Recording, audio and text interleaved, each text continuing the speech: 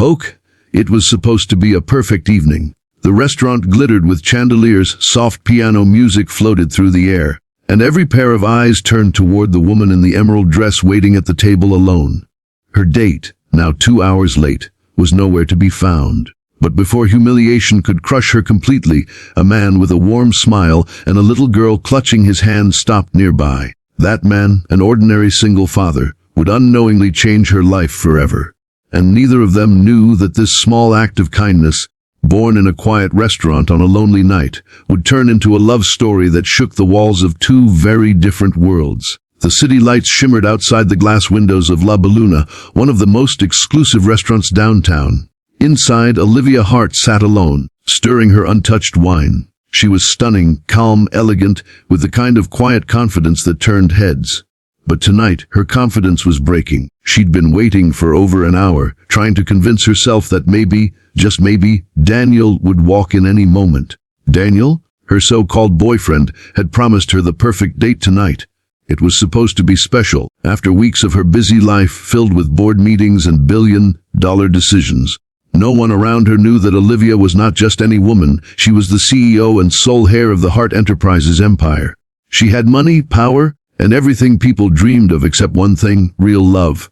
As she checked her phone for the 10th time, her heart sank. No messages, no calls, just silence. Around her, couples laughed, glasses clinked, and music played. She felt invisible, like the world was moving on while she sat frozen in place. When she finally decided to leave, the waiter appeared awkwardly. "Ma'am, would you still like to keep the reservation?" Her throat tightened. "No, thank you. I think I've waited long enough." As she stood trying to hold back tears, a small voice broke through the noise. "Daddy, can I sit there? It's so shiny." Olivia turned to see a little girl pointing at her table. Behind her stood a man in his 30s, messy brown hair, tired but kind eyes, wearing a slightly worn shirt that somehow made him look genuine. "I'm sorry," he said, smiling apologetically. "She gets excited about shiny things." Olivia couldn't help but smile faintly. "It's all right. You can have the table, I'm leaving anyway." But before she could walk away, the man noticed her trembling hands. "Hey, are you okay? You look like you just lost a fight with the universe." That unexpected kindness hit her harder than she expected. She almost laughed, a shaky sound. "Something like that." He tilted his head. "How about we make a deal? You sit down with us. My daughter insists on pretending this is a royal dinner. And you look like a queen. It'll make her night." She hesitated. But something in his eyes, honesty, warmth, maybe loneliness, pulled her in. She sat. And just like that, Olivia Hart, billionaire, found herself sitting with a stranger and his daughter, eating spaghetti and laughing for the first time in months. The man introduced himself as Ethan Cole, a single dad who worked 2 jobs to keep things afloat after his wife passed away 3 years ago.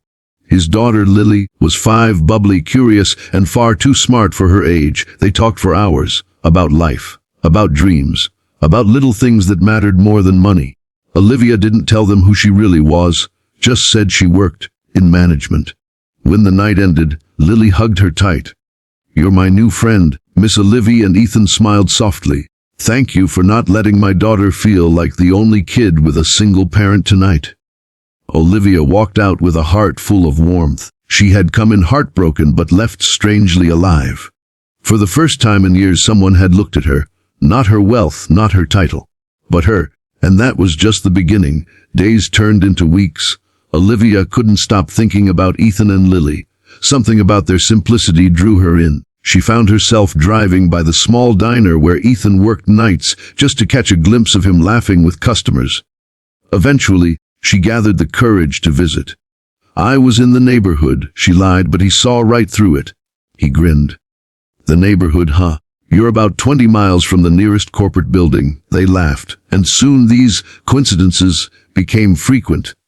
They went on picnics, helped Lily with her school projects, and shared quiet evenings where laughter echoed louder than words. Ethan had no idea she was a billionaire. Olivia never told him. She wanted to be seen as herself for once, to live without the shadow of her empire. But secrets have a way of finding light. One afternoon, while Ethan was fixing his truck, a luxury car pulled into his driveway. A suited man stepped out and handed Olivia a folder.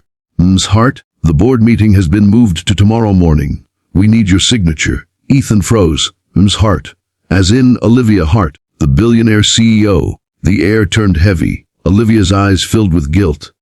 Ethan, I wanted to tell you, He stepped back, hurt flashing across his face. You let me think you were just one of us. Do you know how stupid that makes me feel? You live in a different world, Olivia. I fix cars and struggle to pay rent. Her voice cracked. I didn't care about any of that. You made me feel human again. But he couldn't hear her, not through the weight of pride and pain.